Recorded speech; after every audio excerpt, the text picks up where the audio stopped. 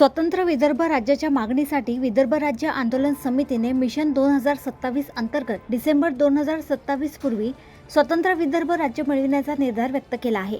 समितीचे मुख्य अध्यक्ष तथा माजी आमदार ॲडव्होकेट वामनराव चटप यांनी सिंदखेड राजा येथे पत्रकार परिषदेत ही घोषणा केली। या आंदोलनाचा जनाधार वाढविण्यासाठी 25 जुलै 2026 रोजी सिंदखेड राजा येथील सावता भवन येथे विदर्भ निर्माण जनसंकल्प मेळावा आयोजित करण्यात आला आहे। विदर्भातील 11 जिल्ह्यातील नागरिकांनी मोठ्या संख्येने सहभागी व्हावे असे आवाहन करण्यात आले। यावेळी समितीने महाराष्ट्राच्या आर्थिक स्थितीवर टीका करत राज्यावर 11 लाख कोटी रुपयांवर अधिक कर्ज असल्याचा दावा केला आहे। तसेच सिंचन, विकास आणि इतर क्षेत्रातील अनुशेष अद्याप कायम असून विदर्भातील शेतकरी आत्महत्येचे प्रमाण चिंताजनक असल्याचे सांगितले। राज्यातील कायदा व सुव्यवस्था ढासळल्याचा आरोप करत समितीने नागपूरसह विविध भागातील वाढत्या गुन्हेगारीचा मुद्दाही उपस्थित केला।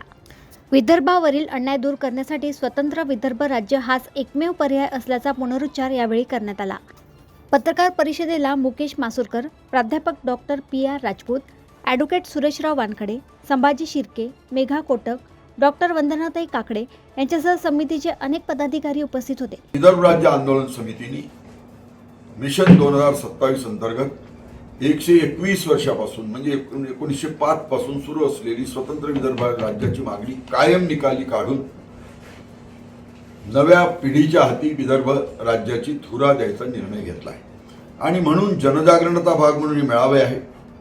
पहिला इथे झाला 9 ऑगस्टला आम्ही क्रांती दिनी चले जाओ म्हणून एक लॉंग मार्च काढतो दीक्षाभूमी ते ह्याच्यापर्यंत संविधान चौकापर्यंत आणि तिथे मेळावा होईल। 2 ऑक्टोबरला सेवाग्रामला होईल। असे सगळे जिल्हावार मेळावे आम्ही घेऊन हे काम करतो। ज्याच्या मागची पार्श्वभूमी अशी आहे की हे आंदोलन आम्ही शेवटचे शिलेदार तिसऱ्या पिढीतले जवळजवळ 2 पिढ्या संपल्या।